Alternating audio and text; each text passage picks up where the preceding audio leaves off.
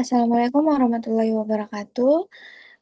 Saya akan menjawab persoalan tentang kelistrikan dan kemagnetan pada medan magnet, induksi elektromagnetik, hingga rangkaian AC dan RLC. Dengan NIM akhiran yaitu 92.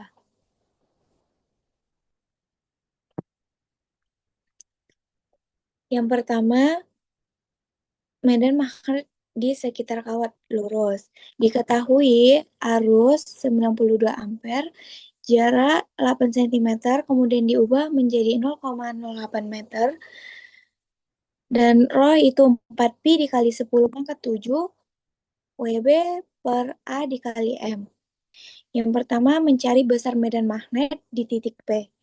B sama dengan U per 2pi dikali 2pi dikali R sama dengan 4pi dikali 10 pangkat min 7 dikali 92 per 2pi dikali 0,08 sama dengan 2 dikali 10 pangkat min 7 dikali 92 per 0,08 sama dengan 2,3 dikali 10 pangkat min 4T atau 230 rho.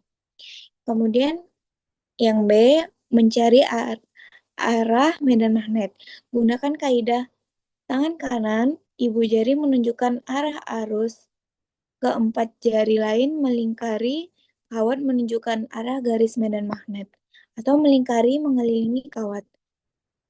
Kemudian yang C, jika I dilipat gandakan dan R diperbesar 2 kali. B baru rho atau 21 dikali 2pi dibagi 2R sama dengan ul 2pi ul per 2pi R sama dengan B awal. Kesimpulannya nilai B tetap sama karena kenaikan arus dikali 2 diimbangi oleh kenaikan jarak pada penyebut. Kemudian soal yang kedua itu diketahui panjang L 92 cm, kemudian diubah menjadi 0,92 meter, arusnya yaitu 6 ampere, medan magnet 0,8 T, sudutnya itu 30 derajat Celcius, dan luas kumparan A sama dengan 0,05 meter per pangkat 2. Yang pertama, mencari gaya Lorentz pada penghantar. F sama dengan B dikali I dikali L dikali sin Theta sama dengan 0,8 dikali 6 dikali 0,92 dikali sin 30 derajat. Sama dengan 0,8 dikali 6 dikali 0,92 dikali 0,5 sama dengan 2,208 M. Yang kedua, mencari flux magnet pada kumparan. Bidang tegak lurus B, yaitu sudut normal bidang terhadap B sama dengan 0 derajat Celcius.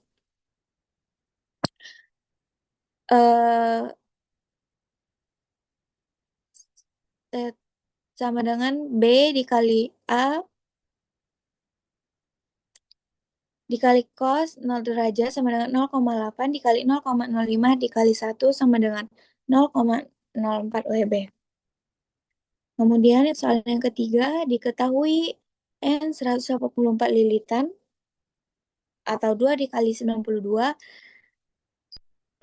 titik awalnya 0,12 WB, titik akhirnya itu 0,03 WB, dan delta T 0,06 S. Yang pertama mencari besar GGL induksi.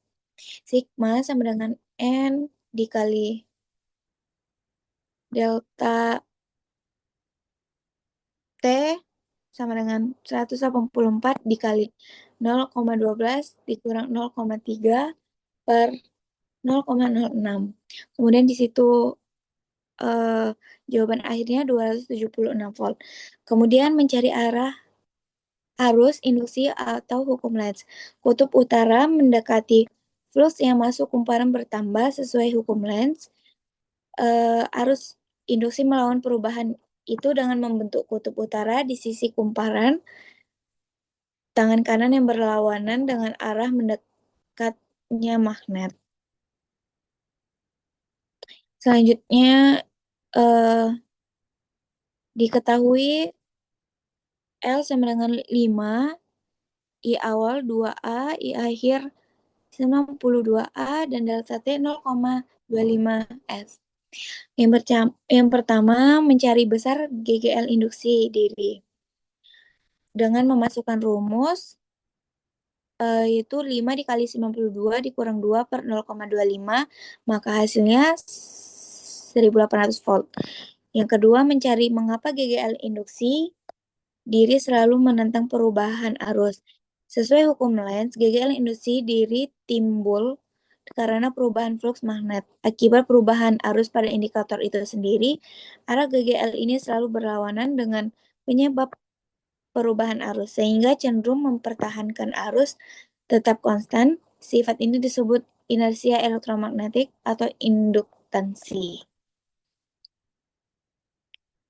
Kemudian soal yang kelima, diketahui mutual M sama dengan 0,4, laju arus primal DL atau DT 92 ampere per S, induksi indikator atau L3H, arus induktor I sama dengan 4A. Yang A mencari GL induksi pada kumparan sekunder dengan memasukkan rumusnya yaitu 0,4 dikali 92, maka hasilnya 36,8 volt. Yang B mencari energi tersimpan pada indikator dengan memasukkan rumusnya yaitu setengah dikali 3 dikali 16, maka hasilnya 24 J. Selanjutnya konsep AC dan DC. Aspek pada arah arus, aspek arus AC, alternating current, kemudian ada arus DC, direct current. Yang pertama, arah arus itu berbalik arah secara periodik. Salah satu arahnya itu tetap, kemudian tegangan versus waktu itu berubah naik turun membentuk gelombang sinusoidal atau kemudian konstan atau relatif tetap terhadap waktu. Kemudian ada sumber pembangkit, contoh penerapan. Kemudian ada mengapa laptop dan HP tetap butuh adaptor meski listrik rumah AC, yaitu komponen elektronik di dalam laptop atau HP, chip baterai rangkaian digital bekerja dengan arus searah DC bertegangan rendah dan stabil. Adaptor berfungsi sebagai rectifier atau konverter yang mengubah arus AC bertegangan tinggi dari PLN menjadi arus DC bertegangan bagi komponen elektronik. Selanjutnya,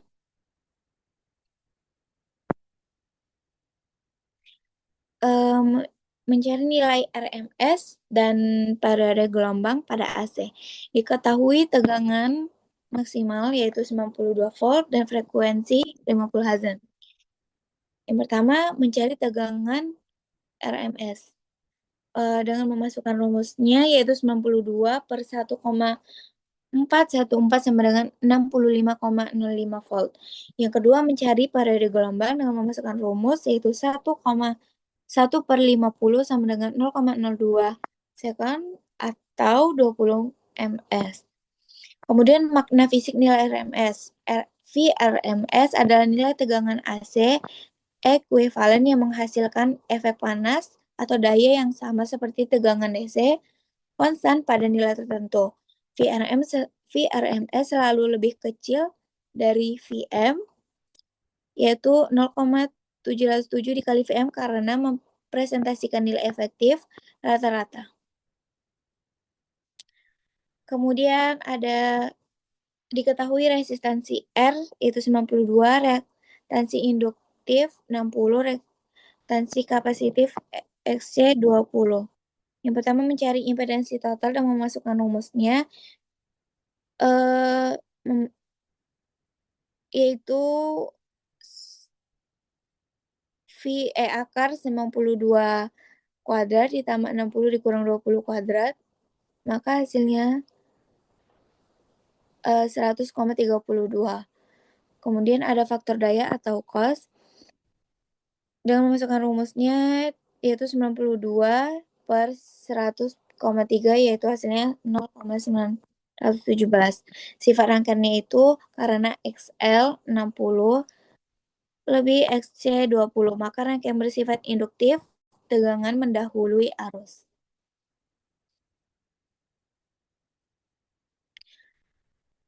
Kemudian transformator generator dan motor listrik. Medan magnet yang ditimbulkan oleh arus listrik atau magnet permanen menjadi dasar interaksi elektromagnetik di ketiga alat. Flux magnet, jumlah garis medan magnet yang menembus suatu bidang atau kumparan perubahannya memicu terjadinya GGL induksi. Kemudian hukum Faraday, GGL induksi timbul akibat perubahan flux magnet terhadap waktu. Dasar kerja generator dan transformator. Ada hukum Lenz, yaitu arah GGL atau arus induksi selalu melawan perubahan flux, penyebabnya menentukan arah arus pada ketiga alat. Kemudian ada induktansi, kemampuan kumparan menyimpan energi magnet dan menginduksi GGL baik pada diri sendiri maupun kumparan lain. Kemudian ada arus AC dan DC, transformator dan generator bekerja dengan arus AC, motor DC memakai arus searah, motor AC memakai arus bolak-balik. Sekian jawaban dari saya, kurang lebihnya mohon maaf. Wassalamualaikum warahmatullahi wabarakatuh.